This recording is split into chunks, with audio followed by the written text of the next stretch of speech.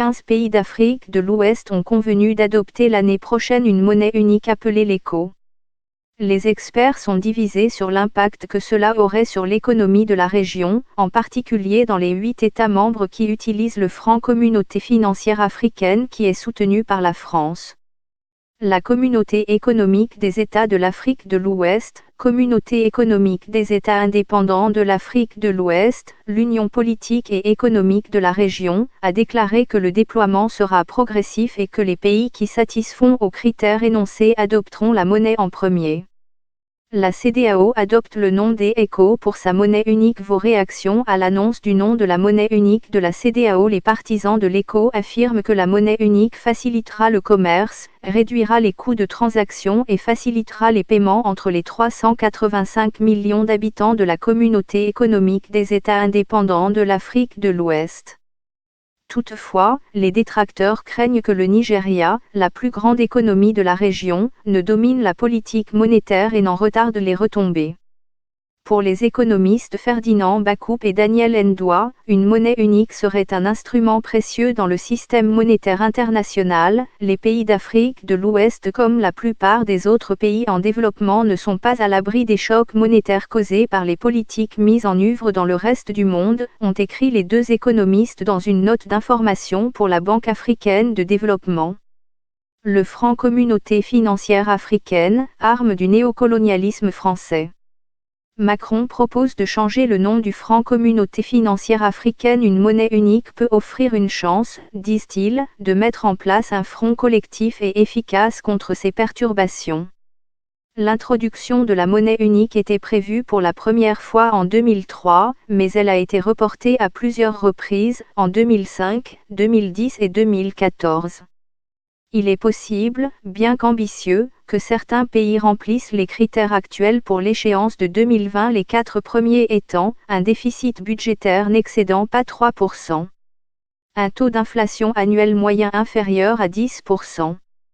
Le financement des déficits budgétaires par la Banque centrale ne devrait pas dépasser 10% des recettes fiscales de l'année précédente. Des réserves extérieures brutes représentant au moins 3 mois d'importation doivent être disponibles. Vinsou défend le Communauté financière africaine et critique qu'Émis et bas ces critères, ainsi que 2 autres critères secondaires, devraient être évalués par la Communauté économique des États indépendants de l'Afrique de l'Ouest d'ici fin 2019.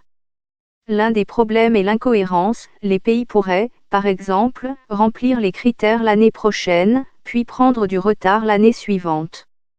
En 2016, un seul pays, le Libéria, remplissait les 6 conditions, et aucun critère unique n'était rempli par tous les pays.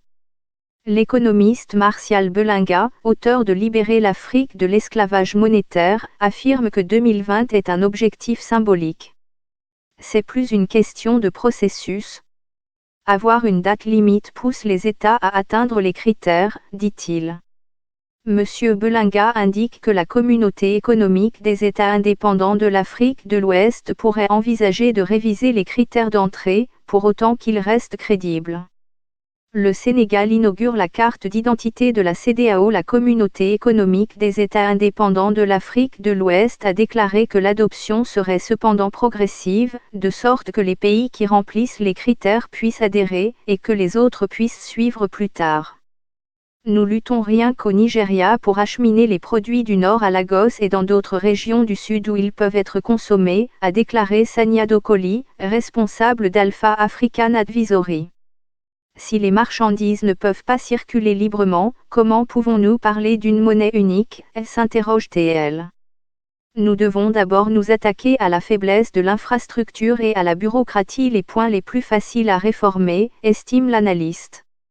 Pour M. Belinga, le véritable obstacle au commerce dans la région n'est pas l'absence d'une monnaie unique mais le fait que les pays n'ont pas grand-chose à échanger.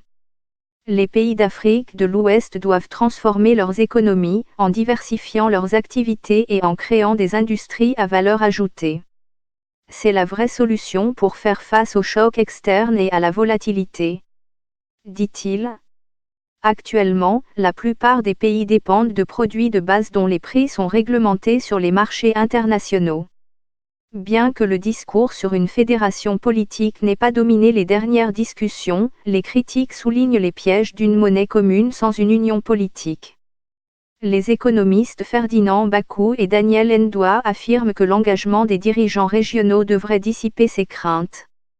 La création d'un groupe de travail présidentiel chargé de suivre le processus de création de la monnaie unique, dirigé par les chefs d'État du Ghana, du Nigeria et de la Côte d'Ivoire et par le comité des gouverneurs des banques centrales, en est une illustration flagrante, ont-ils déclaré.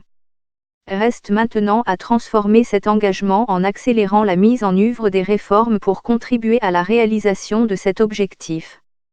Mais malgré leur volonté d'aller de l'avant, beaucoup craignent également de perdre une partie de leur souveraineté. En tant que plus grande économie d'Afrique et pays le plus peuplé, nous ne pouvons pas nous permettre de nous précipiter dans de tels accords sans une consultation complète et appropriée avec toutes les parties prenantes, a déclaré le président nigérian Muhammadu Buhari. La prochaine réunion de la Communauté économique des États indépendants de l'Afrique de l'Ouest en décembre prochain devrait lever certaines de ces préoccupations. Le Nigeria, dont l'économie dépendante du pétrole représente les 2/3 du PIB de la région, dominerait une future union monétaire. Certains économistes ont comparé le Nigeria au poids de l'Allemagne dans la zone euro, bien que le Nigeria serait beaucoup plus dominant dans l'écosystème. Nous devrions avoir une conversation honnête sur ce que nous ressentons à ce sujet, selon elle.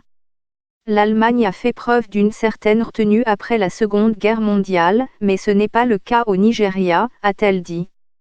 Il y a toujours un leader dans un syndicat et je pense que nous devrions espérer que le Nigeria jouera ce rôle de manière positive. Quand vous regardez ce qu'ils ont fait pour leur économie, je vois cela comme un signal positif d'un bon leadership, pour l'économiste. En même temps, le Nigeria doit voir que c'est une opportunité pour lui d'accéder à un important marché, dit-il. Bien que certains décrivent le franc communauté financière africaine comme une relique coloniale, certains analystes disent que ce qui a stimulé la croissance dans les pays francophones comme la Côte d'Ivoire a été un investissement élevé en raison des faibles taux d'intérêt qui proviennent d'une monnaie stable garantie par la France. Les pays francophones pourraient hésiter à se joindre à une union avec des pays dont les taux d'inflation et d'intérêt sont beaucoup plus élevés. Même si cela crée de l'instabilité, c'est normal.